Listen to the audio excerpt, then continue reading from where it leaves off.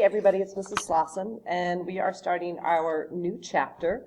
So this week when I see you in class, I'm going to have you, for the video this week, we're going to talk about graphing. And then when I see you in class to kind of do a little bit of catch-up, we're going to talk about how you factor and complete the squares, some things that you saw in Algebra 1. So just a kind of heads up of what week 8 is going to look like the week before we go into fall break.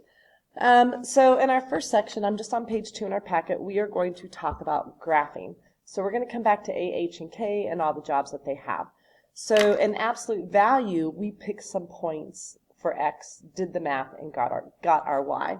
And that's what we're going to do with X squared, which is called a quadratic function. You can see the spelling at the top. This is our quadratic. And then we have X cubed, which is called our cubic function. And let's take a look at what these parent functions look like. So again, quadratic is squared, cubic has a third power as it. So what we want to do are pick X values in both of these that if I do the math, the X coordinate and the Y coordinate that I get as a result from the output fit on this graph. So I could pick many points, but again, I'm going to be selective because of the size of graph paper that I have. And when I see you in class, we'll refresh our memory by filling out that pink paper with all the graphs on it. So anyway, the X values that we're going to choose are -2, -1, 0, 1, and 2. I can square those very easily, and we're going to do the same with cubic. -2, -1, 0, 1, and 2. Because I can take those numbers and keep them very easily in my head. We're trying to do as much as we can in our head because we're not using the calculator. So if I square this, remember that just means -2 times -2 is 4. -1 squared is 1, 0 squared is 0, which 0 times 0, 1 squared is 1, 2 squared is 4. So I'm going to quickly graph these points. I'm actually going to start with 0, 0. That's going to be the vertex of our parabola. The shape is a parabola. And then I'm going to graph these points. So I'm going to go left 1, up 1, right 1, up 1. And then I'll graph these points. So left 2, up 4, right 2, up 4. So again, I could get more points on here, but this is enough. So a quadratic is a U shape, and our absolute value is a V shape. So a big difference. Don't make this look like a V, because then you're going for absolute value shape. Cubic, if I cube these, -2 times -2 times -2, well, just a reminder, -2 times -2 is 4, and if I take that 4 times another -2, I get -8. -1 cubed is -1, 0 cubed is 0, and then we get 1 and 8. And if you are going to do this on your graphing calculator, like take numbers to a power, I don't have a graphing calculator to put in front of you, but always write the number in parentheses. So for instance, the -2, put that in parentheses, and then take the third power, and the third power should be out of the parentheses. That way it knows that you actually want to take -2 to a power or -1 to a power. All right, so I'm going to graph this. So again, I'm going to start with 0, 0. Think of this as kind of like the anchor point. And I'm going to graph -1, -1, and 1, 1. So if you notice, I just got this quick little diagonal. And then I'm going to go to -2, -8, and 2, 8. And these are our parent functions. And again, what we're going to see is that the shape is going to go stretch, compress, go left, right, up, down. It might even flip. So let's just talk about the domain and range for these parent functions. So again, I need the smallest x and the biggest x, and the same for the y. So I'm just going to focus that this is -infinity to infinity for this arrow. This arrow is infinity and infinity. This should make sense now. And then this turning point is 0, 0. Those are my big points that I need for domain and range. So domain is smallest x to biggest x, and it's the infinities. And this will be the domain for every parabola quadratic function that we have, every single time. And again, if you don't want to write that, you can just write the all real numbers. Now your range is actually going to have a number in it. We want our smallest y and our biggest y. So our smallest y, if I take my pen, is 0. And if I go to the top, my biggest y is the infinity. So in the range, and note the brackets, sorry you can't see that, note the brackets and the parentheses. In the range, we're always going to have some type of infinity that might be positive or negative, but we're also always going to have a number, okay? So this is always all infinities. This is always at least one infinity, and then always a number. For domain and range on this one, so again, this arrow is negative infinity to negative infinity. This arrow is infinity, infinity. And we always said mark any x-intercept, so we'll go ahead and just put that point in there. So if I look for my smallest x and biggest x, that's going to be negative infinity to infinity. And that's, again, that's just all real numbers. And this will be the case in every cubic function that we graph, okay? And then the range, negative infinity to infinity, will be the same. So I'm just going to write all real numbers. So if you notice, there's a lot of infinities happening with the domain and range. It's just the range here is going to be picky because it always turns and comes back up, okay? Is this function 1-to-1? Remember, a function that's 1-to-1 passes the horizontal line test.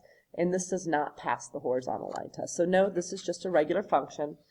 But this shape, this does pass the horizontal line test. And again, what it means to pass is that it only hits your shape one time. So this one is a 1-to-1 function.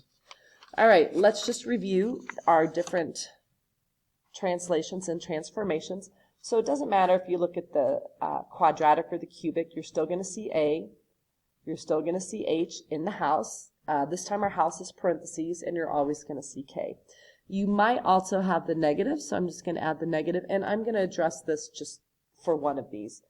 All right, so the negative is going to be our vertical reflection. Again, that's just flipping it across the x-axis. So the negative is going to flip it. The A is going to be our stretch or our compress. So stretch or compress.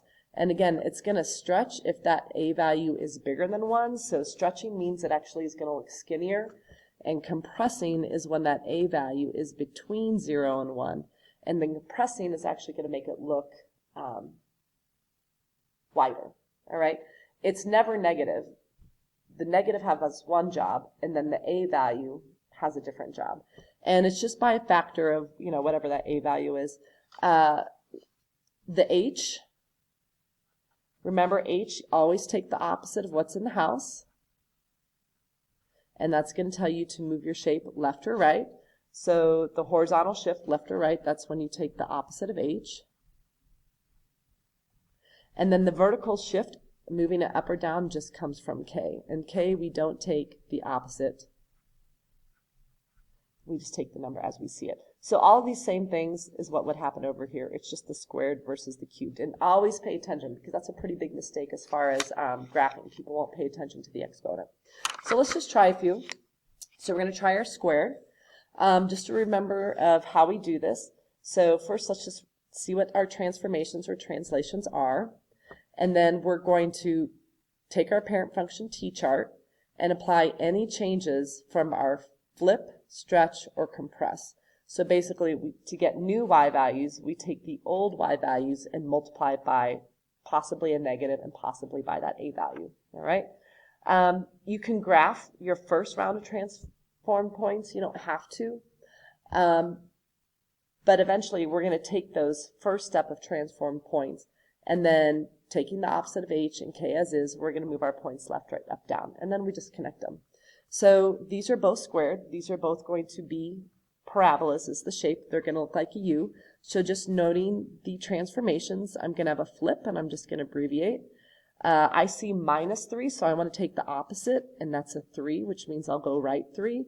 And then with the 6, I'll go up 6.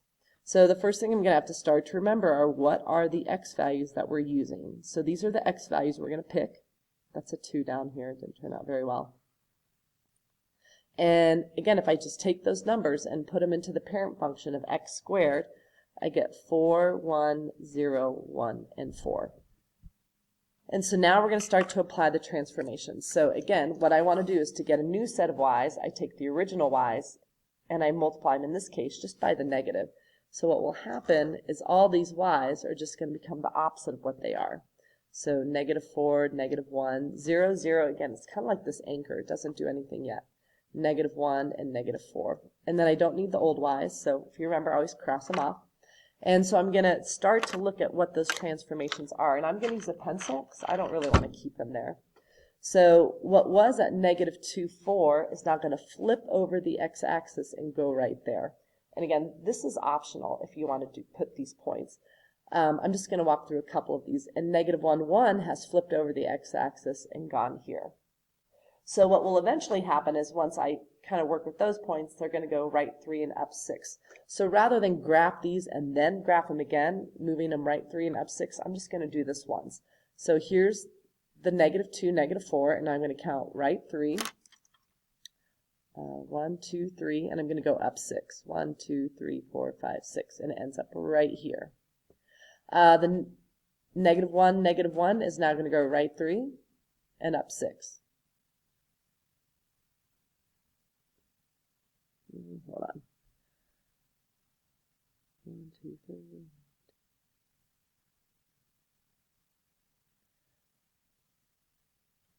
All right, hold on 1 second. All right, sorry about that. I had to pause for a quick moment. 0, 0 doesn't flip. Again, it's kind of like an anchor. It's just going to go right 3 and up 6. And then, if you want a quicker way to graph, the point that's considered kind of like this anchor, the turning point, 0, 0, there is a line of symmetry that goes through this point. And this line, not that you have to draw this, is the equation x equals 3. Just a little bit of information there. Remember, y flies by. This is an x is depressed line. And what will happen is every point on this side of my line of symmetry has a partner point on the other side. So if I don't want to count these points, then I can just, if this is 1 over, then this is 1 over. And that takes care of this point. And to get this point, it's just a partner to this point. So this is the left 2. This is going to go to the right 2. And there's my U shape. So think of this as, again, this is where the line of symmetry would go through. And then this is the left side of the line of symmetry. And then one will be the right side of symmetry. And now I'm just going to connect them. Okay? I'm going to go ahead and fill out these points. So domain, I'm going to mark what I can see. So this is negative infinity and negative infinity. This one's infinity and negative infinity. And my vertex is at 3, 6. Okay? And I do want you to start noticing that this 3, 6 is like right 3, positive 3, up 6 for 6. So just start to make some connections here. Our domain, again, the domain is always going to be the same in a quadratic. It's always going to be smallest x is negative infinity, biggest x is infinity. So if you can just start to recognize those patterns. Range, this is where we will have a number. My smallest y is negative infinity right here, and my biggest y is the 6. My maximum, remember maximum is written as a sentence. This is the maximum, so we're going to say it's a max of 6 when x is 3. My y-intercept, we're going to talk about how you find the y-intercept in just a moment. We'll come back to that. Interval of increase, again, this is increasing, this is decreasing. This is negative, positive, negative. So we're going to do our increase. It increases from negative infinity up to 3. There are parentheses. And then with 2. So if x is 2, what do we get? And if y is 2, what do we get? So if x is 2, I'm going to see if I can use my graph. So if x is 2, I get 5. So that's great. Don't have to use the equation. And if y is 2, then I want to go up to the y-axis, and I actually have 2 answers. I get x is 1, and I get x is 5.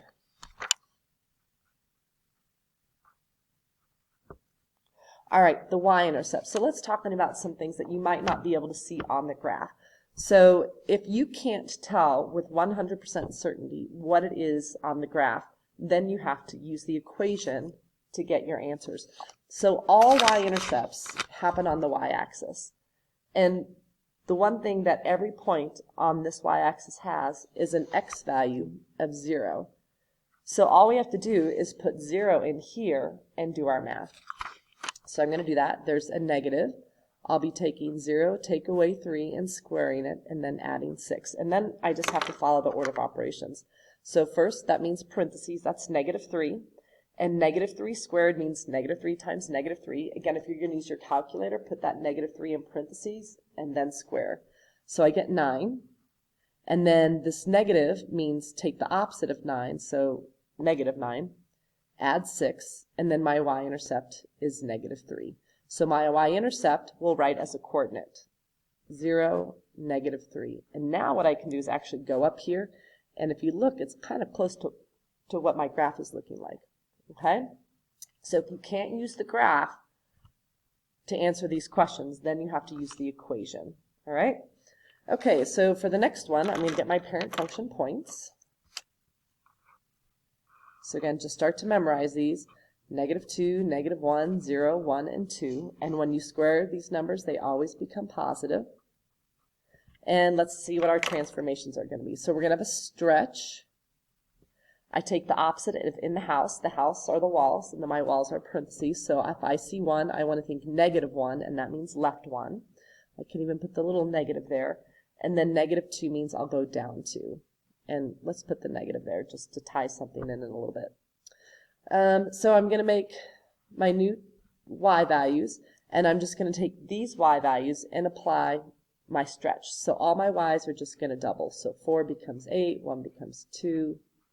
And what you should notice is, think of this as 0, and these numbers will match these numbers, see? All right, so cross out my old y's, and I'm going to graph this point, but before I put the actual dot, I'm going to go left 1, down 2. So I'm going to, what was negative 2, 4, has stretched up to 8, and now it's going to go left 1 and down 2. And negative 1, 1 is now stretched up to here, and it's going to go left 1, down 2. And 0, 0, that's kind of like, again, this is like this vertex turning point, doesn't stretch or compress, doesn't flip, but it will go left 1, down 2. And then if you want to draw in that line of symmetry, that's great. Here that line of symmetry is going through x equals negative 1. And then I can just draw the mirror images. So left 1, just go right 1. From here, left 2, and I'll just go right 2. And it's, I don't know, a little bit faster way, I think, to graph. So if you notice, stretching it makes it look skinnier.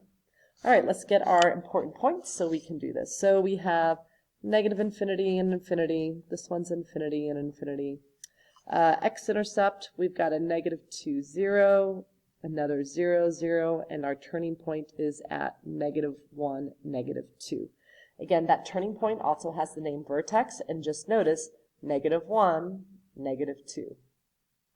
All right, so our domain is always going to be this. It's always all real numbers. My smallest x, my biggest x. My range will always have a number. So the lowest y I wrote was negative 2, to start here up to infinity. And if you notice, while these are the same, where the number and infinities are flipped, and that's because this shape was flipped and this wasn't. Positive interval. So again, we got positive, negative, positive.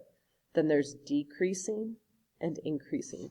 So positive is this little stretch here, and it's this stretch here. But I'm also asking negative, so I'm going to do both of these, not simultaneously, but I'll do my positive, then my negative, then my positive. So I got a positive from negative infinity to negative 2. And then I have a negative stretch from negative 2 to 0. Remember, we are only using the x values to describe this.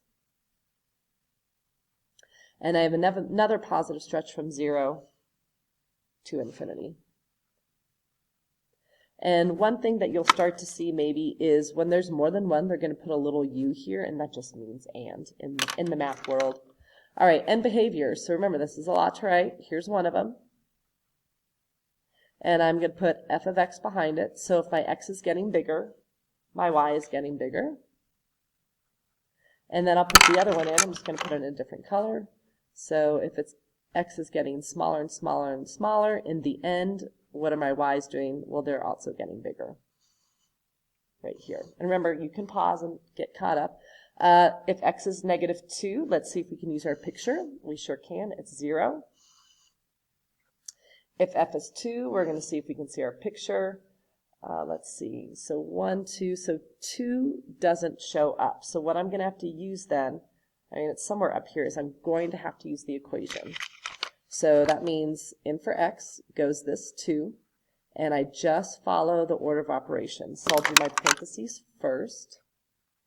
3 squared is 9, and then if I take that 9 times 2, I get 18. 18 take away 2, I get 16. And then if y is 6, so if I can look on my graph, I go up to 6, and I actually have 2 answers. I've got 1, and I've got negative 3. So x is 1, and x is negative 3. All right, so this part we'll have to talk about when we get to our next section. So we're going to save this little box here. And let's just take a quick look at the cubic functions, and then we're done. Okay, I'm going to see how far we're into this. All right, so 2 more, and then we're done, and I'll tell you what I want you to do as far as practice goes. We're just going to cover graphing in our videos today. So in this one, again, we're using cubic. So the first thing I'm going to do is, remember, this is a different shape. This isn't a U. This is what we're going to call a wavy line, all right? So a curvy line. It's not quite straight, but if that were string, this shape, you know, that we're working with, and I could just straighten it, it would look like a line. Okay, so in cubic for x and y, we still use negative 2, negative 1, 0, 1, and 2, but now we're going to cube them. And it's going to make this shape that goes like this. So let's talk about our transformations. We're going to have a stretch from the 2.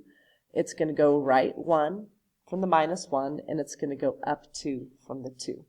So as always, I like to make my new y column, and all my old y's are going to double based on that stretch.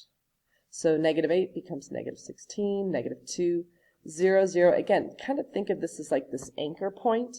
1 is 2, and 8 is 16. And if you think about it, what an anchor does, it stops things from moving. So cross out the old y so I don't get confused. And negative 2, negative 16 is not going to fit on here, so I'm going to leave it out. Negative 1, negative 2. So again, what happened was negative 1 stretched down to here, but now it's going to go right 1, up 2, and end right there at the center. So 0, 0 won't stretch or compress, but it will go right 1, up 2. And 1, 1 has stretched up to here, and it will go right 1, up 2. So again, I noted in the parent function how we kind of had like this straight line. That's what's happening here. This won't graph. But we're not going to graph a straight line. We're going to have to remember that at that anchor point, if we go back to our front page, this is kind of where this turn starts to happen. All right? So I'm going to graph my points now. It's not going to be great. I'm not good at drawing these. It's something like this. Sorry, there's a turn happening in between these 3 points. So again, the arrows, this is negative infinity, x-intercept, and the other arrow, infinity, infinity. There is no max or min here because this is increasing all the way up. It's just kind of increasing at different speeds. Here it's much steeper, so it's increasing pretty fast. And then here my increasing rate slows down, and then it starts to pick back up. So my domain, again, always in this shape is all real numbers, negative infinity to infinity. And my range is always negative infinity to infinity. There will never be another number here. My x-intercepts, I have 1. It's at 0, 0. We always write it as a coordinate. My y-intercept is the same as my x-intercept. I can see that by the graph. My increase, well, the whole thing is increasing. So again, where did it start? It's negative infinity, and where did it end is infinity. Or you can write this. And if x is 2. Again, we're going to always check our picture first to see if we can see it, and if we can't, then we use the equation. So if x is 2, I can see that my y is 4. All right, last one. So again, we're going to have this shape, so let's get our points.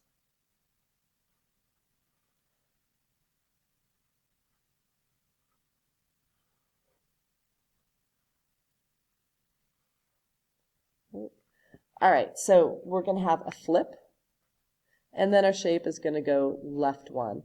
There is no up or down value to this, okay? Just a heads up to that. So I'm going to take all my y values, and apply my flip, stretch, or compress. So all my y's are going to become the opposite of what they currently are. So 8, 1, 0, -1, -8. Cross out those old ones. I don't need them. And what was -2, -8 has flipped up to here, and now it's going to go left 1. -1, -1 has flipped up to here, and it goes left 1. 0, 0 is never affected by our stretch, compress, or flip, but it does move left, right, up, down. And then 1, -1, 1, 1 has flipped here, and now it's going to go left 1. And again, there's that straight little line happening there, but it's a curve when we connect them. And then 2, 8 has flipped down here, and it will go left 1. Not very good of a graph there. All right, so -infinity and infinity is this arrow. I have an x-intercept of -1, 0. I do have a y-intercept. I'm not going to mark it, though. And then this is infinity and -infinity. So again, the pattern is, this is always all real numbers in both of them. Infinity, -infinity to infinity. Positive intervals, so just a reminder, this whole thing is decreasing. I've got a positive stretch, and then I have a negative stretch. So I'll do the positive stretch of -infinity to that -1. If y is 8, can we see it in our picture? Go up to y is 8. I can. It's -3. Let's do this one. If x is -2, and again, I can see it in the picture, I get an answer of 1. And if I can't, remember, I'll have to go and use the equation. And behaviors, so LIM, x to infinity. So if x is getting bigger, my y is getting smaller. That's this one. And last one, LIM, if x is getting smaller, f of x, is getting bigger. And that's this one. So what we're not going to cover in the videos this week, because we're going to have enough to do, and it's going right before fall break, so I don't need to stuff your brains full of new stuff, is these things we'll probably end up either doing in class when we come back from fall break, or in another video. I don't know. But what I'd like for you to do, as far as your practice goes, is I would like for you to go to page 6, all right? And I want you to do these two quadratics, and again, axis of symmetry, these are lines that just go right through the middle, and they're always x is depressed lines, all right? And then I want you to go to page 7 and do these two, and these are cubic, so just remember that when you make your table, you're cubing your numbers, so -8, -1, 0, 1, and 8, all right? So we will hold on to these things. I mean, these are all things you guys can do. This is review, but that's okay. We're going to take a little break. And then this part, we'll just take a little break from that, and we'll kind of do that when we see each other again. And that's it. Those are your videos for week 8.